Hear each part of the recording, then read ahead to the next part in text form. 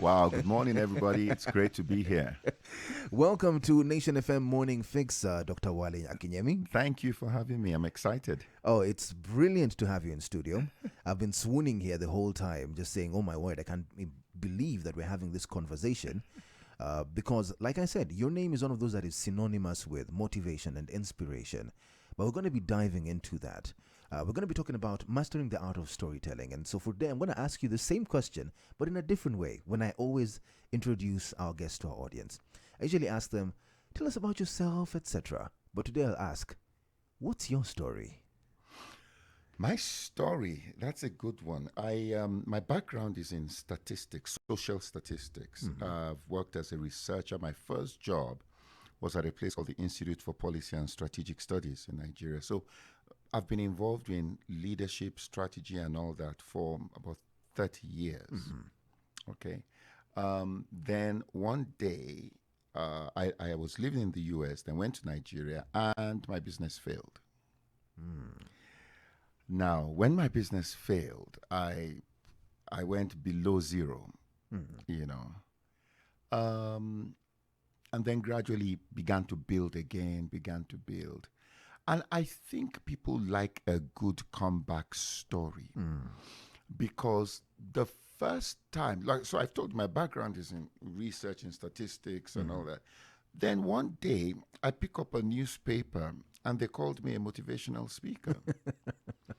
And you know why that was funny was number one, I did not know what motivational speakers do. Number two, I needed motivation myself. you know, so, and I think that was it. I realized if I don't brand myself, I will still be branded. Okay. So, the taking my brand into my hands was so crucial because someone might say, "Hey, Wale, what's the big deal in being called a motivational speaker?" There's nothing wrong with it, absolutely nothing. But I've worked for some of the biggest brands on the planet. I've even worked as a consultant for the United Nations. They were not looking for a motivational speaker. So if I allowed that brand to live, I will rob myself of a lot of work. Yeah. And that's how I realized now I have to be deliberate about telling my own story. Brilliant. And once I started doing that, I found out that people loved it and everybody wanted to know, how do I tell my story? And then organizations will call us and we look at what they're doing and help them tell their story, both internally and externally. So what story are we telling the board? What story are we telling the senior management? What story are we telling the employees? What story are we telling the public? You know, it's all about telling the right stories. And then even governments began to reach out and say, okay, how do we tell our state in Nigeria? We have states, here we have counties. How do we tell the county story? What is the county story? Because at the end of the day, people will connect with you based on the power of your story. Wow. Growing up, we all heard about the American dream. We knew more about America. I was in Nigeria. We knew more about America than Ghana next door. You know? Yes. Why? Because of the power of storytelling. And talking of that, let me show you how powerful storytelling Yes, please. is.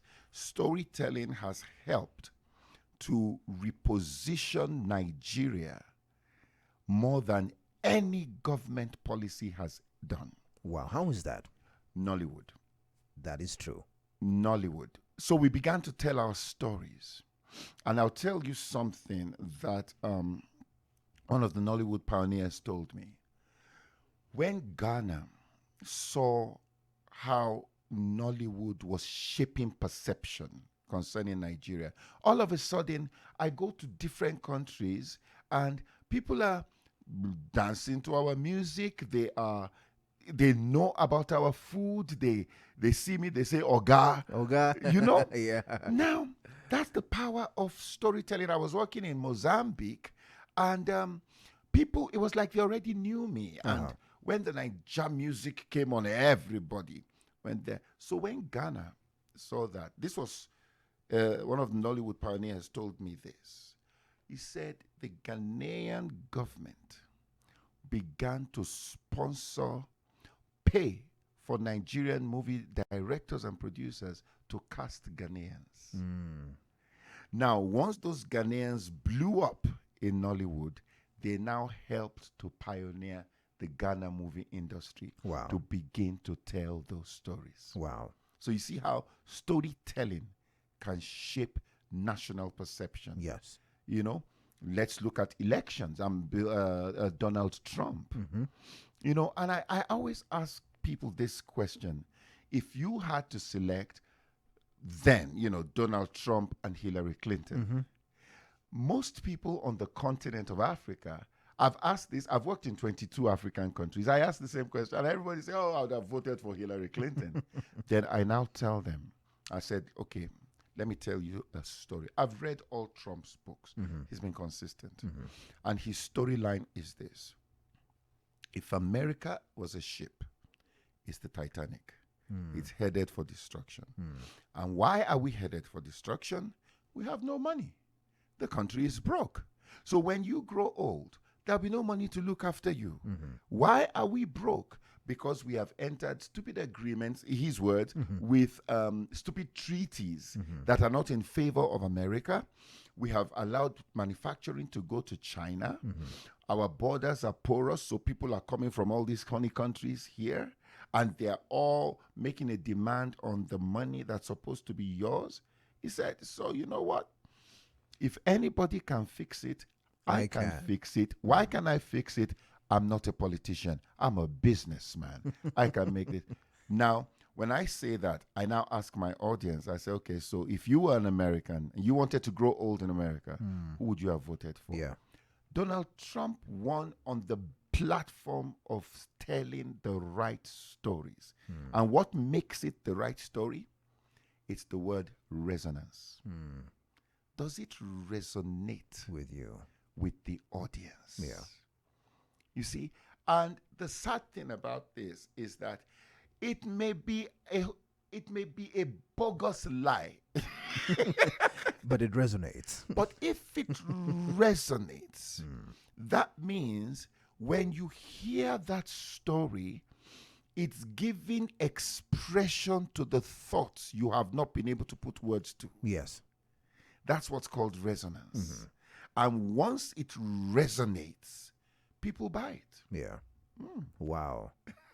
And I think even from this conversation, I think people can begin to resonate with you as well, with your journey, with the things that you have been through, and getting yourself out of there, and now even helping different stakeholders, different countries tell their stories.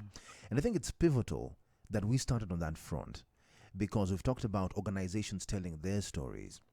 And even before organizations can tell their stories, there are people within those organizations that need to trust their own story. And if they don't know their own story, they need to find it and write it. Because like you said, people can write your story and chain you to it. And it might not be a true reflection of who you are. So we're going to be taking a short break. And when we come back, we're going to be talking about now changing the narrative. Because many organizations want to do it. Many countries want to do it. So how do you change the narrative in storytelling as an individual, as a business? How do you flip that switch? We're going to be coming back and diving into that with Dr. Wale Akinyemi. I told you, this man is iconic.